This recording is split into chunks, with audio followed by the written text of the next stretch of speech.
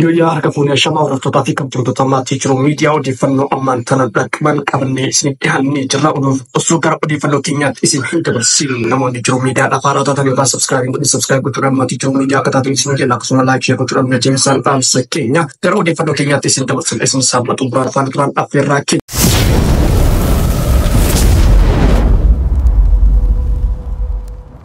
Gaafiin ogeessa fayyaa fi barsiisaan gaafii bu'uura jireenyaa qofa osoo hin taane gaafii mirga lubbuun jiraachuuti jedhan hayyoonni. Akka hayyoonni jedhanitti gamtaan yoo falmatan waan humnaan dhaban humnaan argatan jedhan. Giddugala qaala'insi jireenyaa akka impaareetti mudateen hojjettoonni seektara garaagaraa mormii bal'aasina ajjeesaa nama nyaataa bilisignaa irratti adeemsaa jiraachuun ni yaadatama. Keessattuu hiriira mormii ogeessota fayyaa impaareetti keessa jiraataniin adeemsifamaa jiru kan ajaa'ibsiifamudha.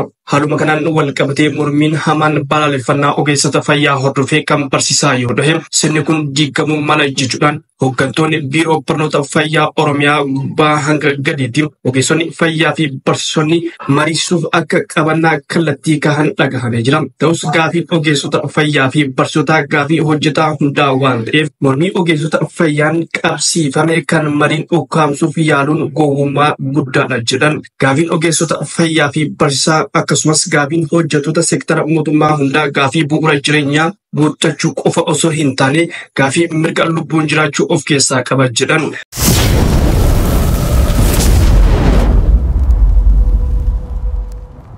Uummanni kamuu akka sabaatti jaarmiyaa siyaasaa jabaa kattaa dhagaa irra jabaatu qabaachuu hawwa. Uummanni Oromoos kana carroomeera. Abaaboon jaarmiyaa siyaasa qeerroo dhimma uummata Oromoo fuula hundaa ilaalu sama siyaasaa aadaa eenyummaa dinagdee fi kan kana fakkaatan ogummaa fi hubannaa ittiin wuuxee qaba. Warri har'a asirraa fuudhanii lafa dhiitu kuni lubbuun isaan balleessan, lubbuun isaan balleessisaa jiran guddaa hin jibban dhugaa. Namoota sanni argaan hin jibban.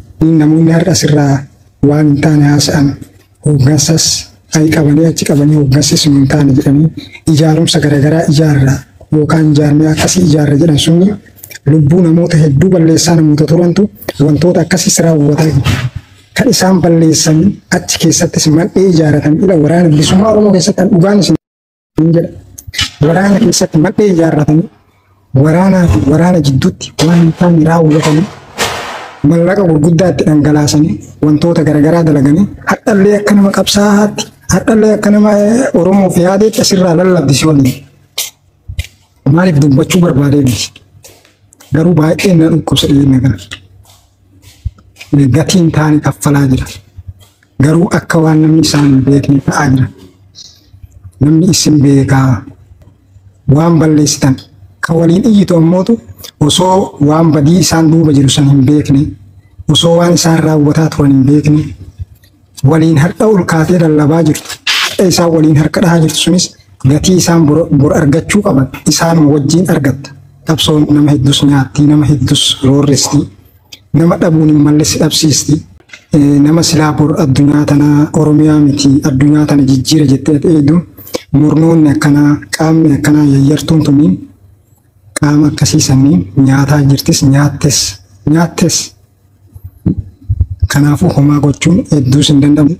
Akka nama Oromoodhaaf quuqameetti akka nama Oromoodhaaf dhaaba kanaaf dhaabbatuutti dhaaba biraa yookaan maqaa hooggansa kanaaf fudhatanii hooggansa kanatu uummata Oromoo hin fakkaanne uummata Oromootiin bakka hin buune Oromoo cufa hin fakkaanne jedhanii hooggansa irratti duulaa isaanii ammootu jidduu kanatti maqaa biraa barbaachaa jiran.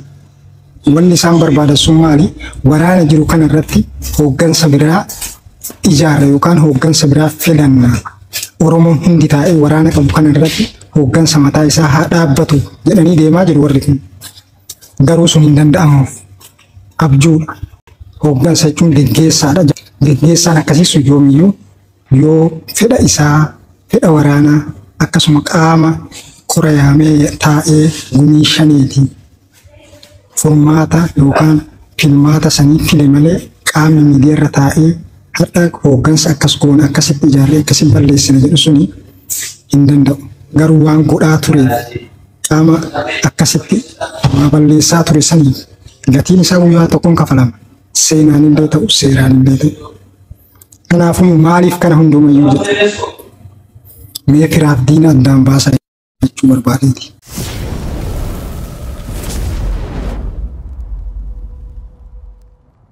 kana kamarroodhaa hin jiru. Kana kamarroodhaa hin jiru. An dogoggora qaba jedhee fudhachuu hin danda'u. Sababiin isaa maaliifi nyaapha isa bira jiru looti seentuu isa bira jirus beekanni itti marsee qabuu beekanni haasaadhuma afaan ishee keessaa baatuun xaxee ishee qabuu beeka. Xaxee ishee lafaan dha'eetu hojiitti darba. Taa'ee ishee wajjiniin atkaaroon naqu. Hojiinuma ishee akka ishee nyaattu godha. Kun immoo jabina gaggeessaa tokkooti. Fudhattanni yoo dhiiftan dhimma keessani. Jabinni gaggeessaa tokkodha. Waan taa'ee na bukkee fakkaatee natti xaxuu barbaadu hojiinuman kennaa fi hojiinuman kennuuftu taa'ee isa xaxa. Ituun shira qabaatee kanaan dura du'a ture marroon. Utuu shira xaxuu beekee kanaan dura raawwata ture marroon. Kanaafi wanti meeqatti godhameera. Wanti meeqatti yaadameera. Irraaf jalaan keessaaf alaan wanti meeqatti godhameera. Sababiin isaa dhugaa qaba. Aangoo mataa kootiin barbaadu jedhe. Mootummaadhaan kallattiidhaan warra USA bira taa'ee warra United Nations bira taa'ee warra Igaadiin bira taa'ee warra Norway bira taa'ee jaarsummaadhaan warra ta'an bira taa'ee aangoo siilaana jennaan aangoo mataa kootiin barbaadu an ummanni naafa aanga'uu jedhe. Mirgi kan ummataatii jedhe. Ofii isaatiitu barbaade hooree pileenii lixee kunnu Ameerikaa taa'ee nyaachuu danda'a ture. Hooree akkuma hooggantoota warra kanaan duraa biyya taalaa ta'anii qarshii nyaataa turanii waan meeqa waliin dha'aa turanii. Hooree dhaqee biyya tokko taa'ee kolugaltummaa gaafatee taa'ee miila isaa waliin maree beekamaa siyaasaati waan ta'eef kaffalameef jiraachuu hin danda'a ture. Cichoomina isaati kun hundumtinu. Egaa taa'aniitu dogoggora funaanu. Warri kun diina qabsoo Oromoo isa gadhee. Isa gadhee isa haadha raawwu jechuudha. Waan ittiin ibsamu hin qabu. Kanaaf diinni qabsoo keenya isa kana an garuu yoon dogoggore maybe dogoggora kooti mal dogoggora kaayyoo miti waan ta'eef dhiifaman gaafadha. Dogoggorri kaayyoo hin jiru. Dogoggorri nama dhuunfaa jiraachuu danda'a. Inni kun immoo yoon attamtan nan deebi'a. Kaayyoo irratti miti. Kaayyoo irratti namni duulu kamuu dogoggora guddaadha. Nyaapha guddaadha. Diina qabsoo kanaa isa guddaadha. Kaayyoon bilisummaa Oromoo tiif qabsaa'u sirriidha. Sirriidha. Namni dogoggoruu danda'a. Isa dogoggore immoo hin sirreeffatta. Namni har'a wallaale bor hin bara.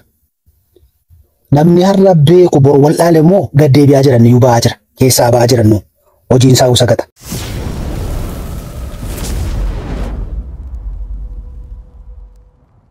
Egaa hordoftootaa fi kabajamtoota maatii jiru miidiyaa odeeffannoo guyyaadhaa qabannee isiniif dhiyaanne kan maan goolabnee jirra odeeffannoo keenya biraatiin hamma walitti deemnutti nagaan turaa isiniin jenna. Namoonni jiru miidiyaadhaaf haaraa taatan yookaan sabskiraabiin godhan sabskiraayib gochuudhaan maatii jiru miidiyaa akka taatan isin jenna akkasuma laayik sheer gochuudhaan nu jajjabeessaa dhaamsa keenyaa waan wajjin turtaniif galatoomaa ulfaadha.